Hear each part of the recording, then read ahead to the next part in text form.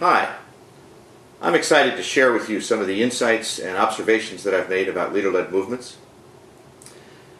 I want to say that leader-led movements' main objective is not to change society. Our primary objective is to raise up true followers of Jesus. In particular, fully developed true followers of Jesus. So that when we have movements everywhere and people are looking for true followers of Jesus, what they see are leaders who are fully developed true followers of Jesus. So let me start with an example. I was in New York last week on Movement Day. In 2010, Leader-Led Movements was a partner with Mac Pier's New York Leadership Center, and we participated with them in designing Movement Day. We invited campus and what was Adult Professional Ministries in the United States back then to join us. This past year, we actually partnered with Crew City in putting this together at joining the New York Leadership Center. So it was an exciting time, and one of the pieces was Tim Keller. Now, Tim Keller came and spoke to us about the idea of the place of justice in the Christian faith, in the church, and in gospels everywhere, the gospel ecosystem. He brought us to an interesting place. We looked at Job chapter 29, and he showed us how you could equate justice and righteousness, and injustice and unrighteousness. Typically what happens is we think about unrighteousness, we think of sin, we think of immorality, we think of stealing, those kinds of things, but we don't think of injustice. So Tim brought us to a place of understanding that God equates injustice and unrighteousness. Take a look at Job chapter 29, take a look specifically at verse 14. But you take a look at the piece ahead of that. So when I think about a true follower of Jesus, a fully developed true follower of Jesus, it is one who has an expansive picture of who God is on this earth and what our job is. So as we're thinking about developing these true followers of Jesus, we need to be thinking about the whole. Another example that came up at Movement Day was what happened in San Diego. It turns out that some true followers of Jesus, some people who were kingdom leaders in our terminology, got together and said, you know what we need? We need an intermediary organization. They were looking at the world, they divided it up into three big pieces. They had the public sector, the private sector, and the social sector. They in turn divided each of those into 9 domains, 3 each, very similar to our 7. They added a couple, one of them was military because they're in San Diego. But what they did was they realized that the church has been absent from the public square, not invited into the public square. So they decided to form a true intermediary, independent, not competing with the other parts of the sectors. And they began engaging in the things that the public sector was engaged in, some of the things the private sector was engaged in. Then they were able to invite the church into that place. What it takes to get the church sometimes in the public square is an invitation. I thought it was a great example of something that we could do. So we need to be looking around the world and understanding the pieces, and I think those are exciting.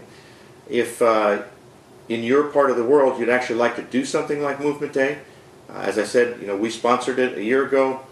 We joined with the national ministry this past year, and next year, we're going to look at a larger piece of partnership here in the United States. We can do the same thing in your area. So if you're interested in Movement Day, contact us, contact me, and we'll talk about how we could begin to do that. I want to share with you some of the things also that I've spent my time doing. I've had a couple weeks here in Washington, D.C., meeting with kingdom leaders, personally, engaging. And I began looking at what would I say to them as I go see them. And looked at a kingdom leader journey, which has got 3 major phases. And the first part of the first phase is discovery. A discovery of what is God's plan for the world. And we've been looking at that. We've been looking at Genesis. We understand the value of work. It's one of our paradigms. We understand that God actually cares about all that, and you can do those things for His glory.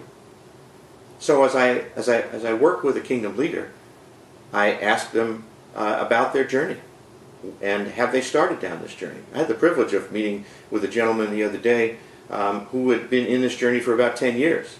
He was able to help me understand the parts of his journey. But as he looked at the journey I described, he said, those are the parts that I went through. So there's a discovery phase of understanding what God's entire plan is for the world. Then there's an investigation phase that says, what's my role in that plan? So we are looking to develop true followers of Jesus. We are looking to develop them in missional communities. We believe that out of those missional communities come movements. And out of those movements you have movements everywhere. So we have kingdom leaders in missional community igniting movements in a domain. You take a look at the government domain and the education domain and all of the other domains. They add up all together and you have movements everywhere in the city that you're focused on. One of the words that I began to use is the idea of helping people of influence live out their calling in missional communities. It's an easy phrase. Helping people of influence live out God's calling in their life in missional communities. It gets the point across pretty quickly, and you can begin to engage in conversation. Let me tell you some quotes that I found that support what God is doing, because we're in the most exciting part of what we're doing right now, because God is on the move, and I believe we're on the top of the wave. Let me read to you what Billy Graham has said. He said, I believe that one of the next great moves of God is going to be through the believers in the workplace. Now that's precisely where we are. Our focus is on leaders, domain leaders. We're looking to move them into being kingdom leaders, introduce them to Jesus if they don't know Jesus. We are looking to look at the new people coming into the city as a plan for the decades ahead, and how do we do that? But it's all focused in the context of a city, and we're looking at the workplace. So Billy Graham says, I believe one of the next great moves of God is going to be through the believers in the workplace. Henry Blackaby said, God is marshaling His people in the workplace as never before in history. God is up to something. And then our founder, Bill Bright, in spite of all of the good efforts of our churches and Christian ministries, the cultural decay in America has accelerated over the last 50 years. Did you get that? We've been doing a really good job. More people have been coming to Christ, but the decay in America has accelerated. And here's what Bill says. The reason there are a relatively small number of highly influential people, those are the kingdom leaders we're going after, cultural gatekeepers, that we are not reaching with the message of Christ's transforming power. We are talking about transformation. We're talking about personal transformation. We're talking about fully developed, true followers of Jesus, who are capable of leading other people to Christ, who are capable of working in missional communities, who are capable of igniting movements, so that we might see movements everywhere. So I think it's an exciting time. I'm glad to be able to share this with you. God bless you, and may God bless all of us as we work together.